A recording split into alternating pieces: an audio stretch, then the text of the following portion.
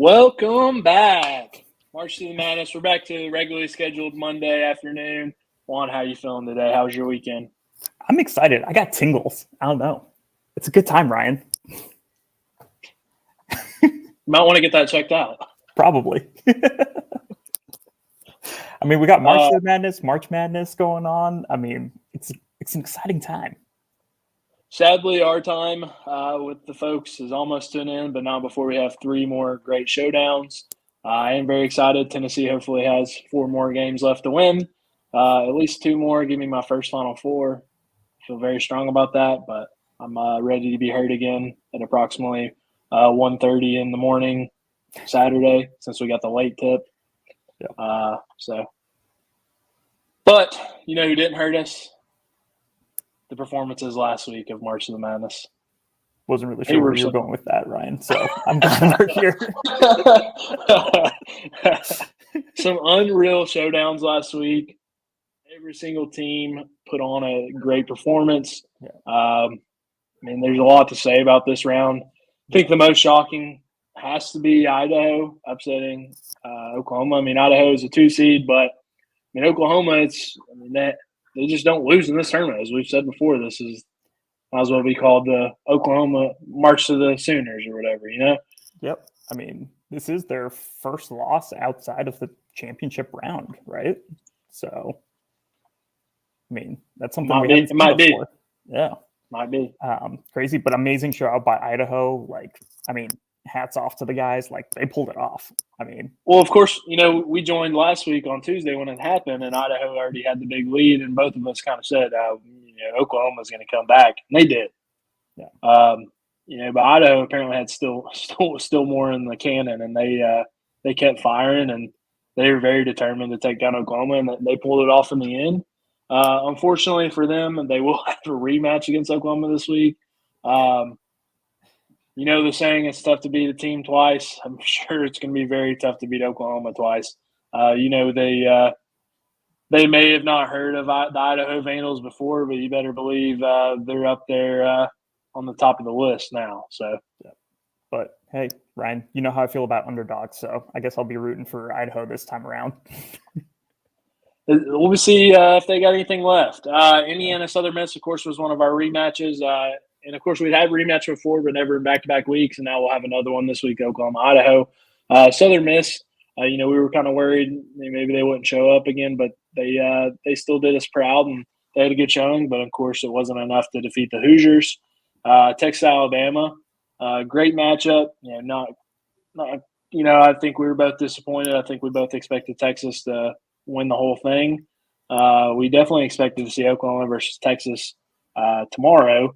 But unfortunately, we won't get that. Great run for Alabama this year. Definitely have to look at them being a higher seed next year. They pulled it out, but unfortunately, it was not enough to take down the heavy hitter Oklahoma-Idaho matchup. And then, I mean, the second shock of the day is Mount Union taking down Nebraska. The first 1 seed to fall. I guess Oklahoma fell too, but they're still around. Nebraska goes down, and that was a back and forth all day. Mount Union did what they've done all tournament. They play possum. Yeah, like, I told you down and out. Don't count the Macaws out. They're here for it. You know that's not their mascot. That's their mascot, but that's not their name. Well, yeah, but like it's just fun to say like macaw because it's like macaw. Yeah. I actually looked it up before that. So I wanted to. I'll get to it when we get to the Final Four matchups. But Mountain Union, amazing showing. Don't know that anybody saw this coming.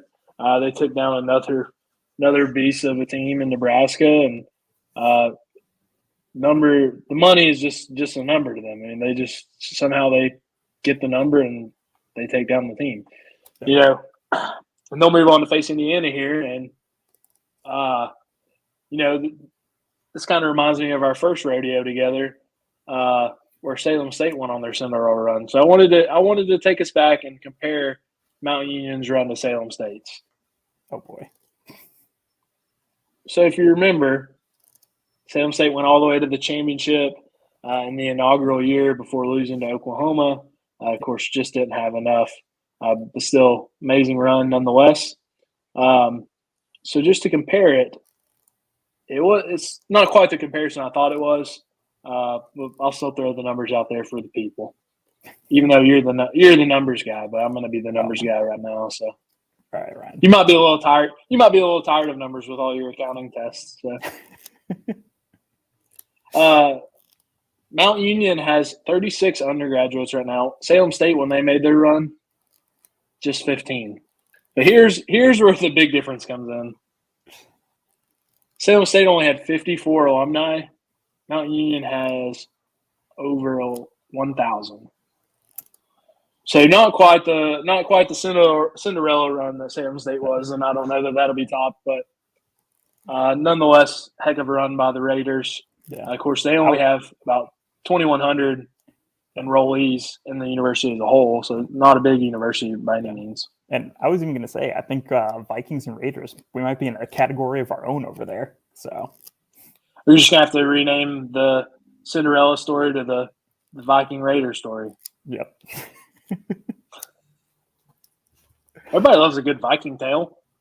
That is true. I hear there's a few seasons of that. Yeah. Some people love fairy tales, and some people love Viking tales. You know. All right. Well, how's the next round looking up, Ryan? What do we got? As we just mentioned, we got Mount Union coming up against another Goliath in Indiana. Of course, Salem State on their run, they went up against Kentucky, which is also another blue blood basketball program.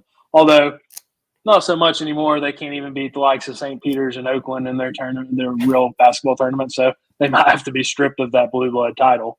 Sorry, I had to throw my digs in there. I don't know. I think they're a football school, so it's fine. Well, they're not that great at that either. Maybe they could be underwater basket weaving. I'm trying to help them. Anyways, Indiana, Mount Union. Does Mount Union have anything left? I mean, they're very good at playing possum, and they're just kind of happy to be here, type of thing. I just don't believe it till I see it. No, never count the little guy. Prove me wrong. Prove me wrong too many times, and I know they get very creative with their ways of asking for help. Oh, yeah. That being said, I mean, you got to go Indiana here. I mean, as much as you don't want to pick it, I mean, I don't know how we don't get Oklahoma Indiana rematch once again here. Yep, just got some Hoosiers and Raiders, and then what'd you say? Idaho and Oklahoma were Sooners Vandals and Sooners. Vandals and Sooners. I like it. All time name for Final Four right here. Yeah, you got some good names. I don't know. You think Idaho does it again? I think Idaho does it again. I think maybe Mount Union can pull ahead. I think we're gonna get a new champion this year, Ryan. I don't know. I think we got two very happy to be here. Idaho got their win over Oklahoma. They got their chapter back. Oklahoma's going to be coming for revenge. Mount Union, kind of it's going to be – it might look like Miami in the Final Four last year of real basketball. Oh, God. Only time will tell. How's your bracket holding up, Ryan? I went crazy this year. So I can still win because I went way off the beaten path with my final. I've only lost one Elite Eight team, so I can still have 7 of them. And of course, all of my Final Four and champions stuff are still around. I went crazy this year, and I went Arizona versus Duke because then everybody's going UConn and Houston. Unfortunately, I had my Vols losing to Duke in the Final Four. Duke gets revenge for last year. And I think Arizona beats UConn, but who knows? I mean, this was the first time, only the 5th time ever in the history of NCAA tournament that all 1s and 2 seeds made it to the Sweet 16. I mean, that's crazy. But you know what? Last year we got the craziness, and it led to a not so great Final Few matches. So maybe this year we kind of missed the early upsets, but now we have the better teams, seemingly better teams around.